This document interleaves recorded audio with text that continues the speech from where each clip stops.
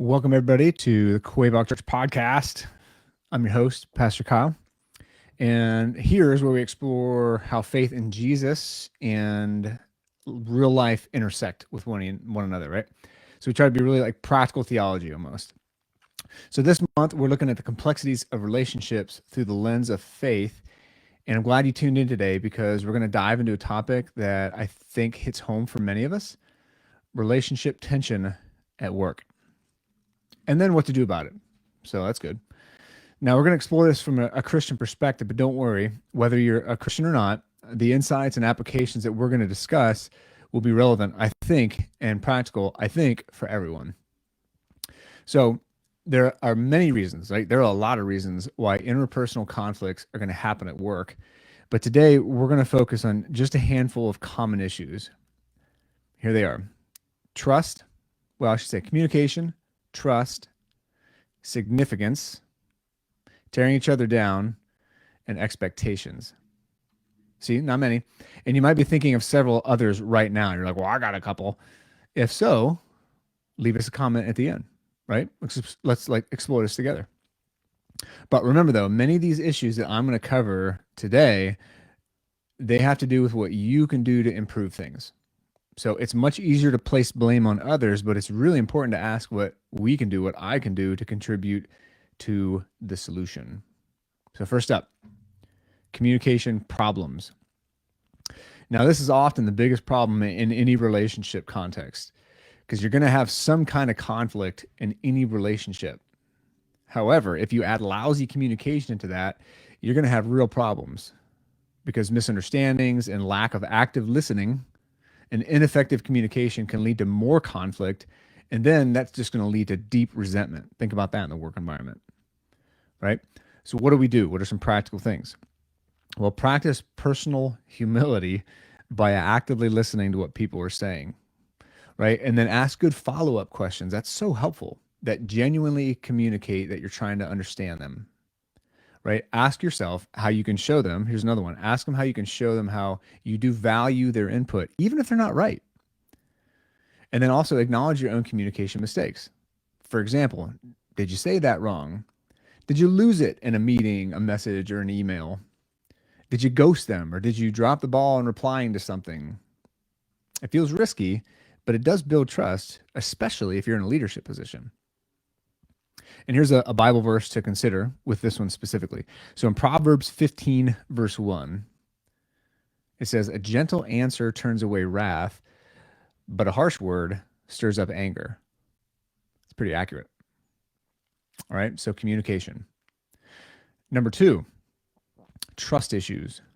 Now, I don't know about you, but I think this one can fly under the radar because past betrayals, past dishonesty in somebody's life can erode trust and hinder teamwork on your current team. And it'll help quite a bit if you consider this in others and yourself. So it'll give you some patience with others, and it'll help you potentially walk through issues with others, but it's also going to help you look at your coworker through a much less toxic lens because you're trying to consider, like, they're trying to consider where they're coming from and how maybe their mistrust of you might not have anything to do with you. But if it does have something to do with you, then it's time to build trust. And you're going to do that through consistency. You're going to do that through honesty and transparency. And then you're going to actively talk, again, communication, actively talk about how you can build trust with them. All right. So first one was communication, then trust, right? Number three things that can cause some tension in the workplace is forgetting that people want to feel significant, right? I mean, that's such an easy thing to do. Now, in Dale Carnegie's classic book, How to Win Friends and Influence People, he shows us the importance of like story after story of like the importance of showing that those that we work with and those that are in our lives want to feel important. They want to feel respected and they want to feel valued, and that includes you.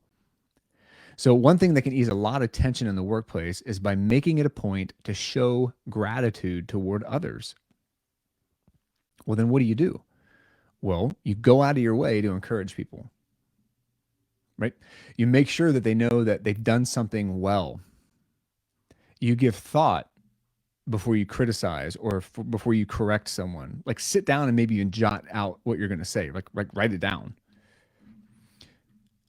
And then try to find things that they're doing well and be consistent about how you're encouraging them, you know, and maybe even get weird and write a note of appreciation to them, like with paper and a pen and everything. Because that's a different culture right there, isn't it? Now, a passage to consider for this one. It's a lengthy passage. Well, not lengthy, I guess, but it's a whole bunch of verses. In Philippians chapter 2, verses 3 through 11, the Apostle Paul is writing about Jesus' servant mindset. And in this passage, one thing that Paul says right in the middle is that we should consider others as better than ourselves, right? It's like, how do we emulate Jesus and what he did? Well, that's a big one, and that's a tough one. But you must ask yourself, what kind of place do you want to work in? And what can you do to make it look more like that? And Jesus also taught us that if you want to be a great leader, again, if you're in a leadership position, you need to be a servant to others, because great leaders make other people great. It's a good lesson, right? So number one thing that can get us into trouble at work: communication, right? Forgetting that trust is a real thing. And then significance, forgetting people want to feel significant. Number 4, tearing each other down. Now, this one is connected pretty closely to the last point. And unfortunately, many work environments, I think, are full of this one. I hear it a lot, right? I hear a lot from people. And it can be exhausting and discouraging to work where gossip is just rampant and the culture almost leans toward tearing each other down in any way possible, especially when it happens because people are like, they're clamoring over each other, like other people they've destroyed, as they're scrambling up the ladder of success. And selfishness and pride, they rule the day at a place like that. And if you find yourself in an environment like this, it can be really challenging to separate from it. But again, remember, a healthy culture has to start somewhere. So whether you're a boss or an employee, you can still have influence, and you can always lead with your actions and with your own attitudes and the things that you say. But be consistent, be genuine, and most of all, I think you got to be patient if you've got an unhealthy, toxic work environment, right? So some of the stuff that you can do, just practically speaking, don't take part in toxic talk. Just don't do it, right? And if you hear it, maybe stick up for people. Maybe point out the good, which is hard. Don't make jokes at the expense of others, even if you're like, oh, they deserve it, right? Because then you're feeding into that toxic culture. And here's some guidance that God gives us from his word. And the Apostle Paul, once again, in Ephesians chapter 4, verse 29, he says, and he's talking to Christians, mind you, but he says, no foul language should come from your mouth, but only what is good for building up someone in need, so that it gives grace to those who hear. That's a huge contrast that I'm sure many of you see every day at work. So it's like, cut out the foul language, right? Again, what we're saying to people, what we're saying about people, just language that tears people down, if we want to just keep it to this point. And the Apostle Paul says, rather than that, instead say things that are going to build others up, like build a different kind of culture, right? So you got communication, you got trust, you got remembering people want to feel significant, and then you got tearing each other down, right? These are things that can blow up a work environment. And then lastly is different expectations. Now, what I mean by that is conflicting expectations about roles, goals, and responsibilities can cause serious friction. So again, don't be afraid to clearly lay out your expectations for others and to clarify with your superiors what the expectations are for you, right? Goes back to good communication. Because I hear a lot of frustration stemming from this one in particular. And sometimes I find it's simply because the person hasn't spoken up yet, right? They've not said anything yet. But if you have said something and the expectations are still unclear, or worse, boundaries are just being busted, then you need to take maybe a more drastic step, like seeking out someone else in the organization to talk to.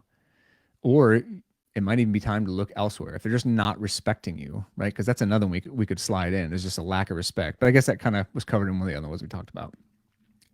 But expectations, though, a passage that kind of obscure, but from the Old Testament, Amos chapter 3, verse 3 says this: Do two walk together unless they have agreed to do so? This is like basically agreement on expectations, right?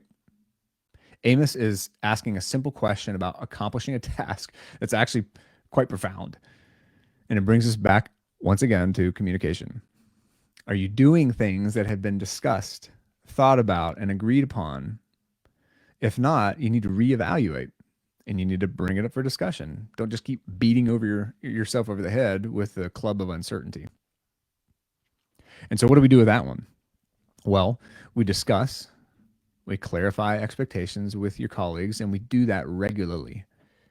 And then two, you yourself, again, you need to be reflective here, and you might need to be flexible and willing to adjust your own expectations as needed. There's some humility there, right? So there's just a handful of things that you might notice in your own work environment that are causing annoyance and maybe even disharmony. So as a recap, here they go. You got communication, right? You got lack of trust or, needing to build it. You got the need for significance, tearing each other down, that culture, right? And then just expectations. So as I said, this list was in no way exhaustive. It's just things that I feel like I've heard a lot lately. So I figured, hey, let's hit them up, right? In a practical, theological way. Now, if you've got other issues, leave them in the comments. But here's the challenge. Don't just do it to complain. Like, comment on an issue that you see, and then what we can do to be a positive and or godly influence in those circumstances. And then bonus points for any scripture that you can put to go along with it. So thanks for tuning in today. And don't forget to join us next time, because when we're together next time, we're going to explore the end times. Kind of. You have to tune in to see what I'm saying, because there's been a lot of questions lately people have had about this in light of what's happening in the Middle East and the Ukraine and what's happening with the economy and the environment and like a million other things. So let's take a month just to consider some of those questions. But for today, I hope you found this discussion not only insightful, but practical. And if so, help us out by sharing and liking it. So until next time, keep being an influence for good. But take care, and God bless.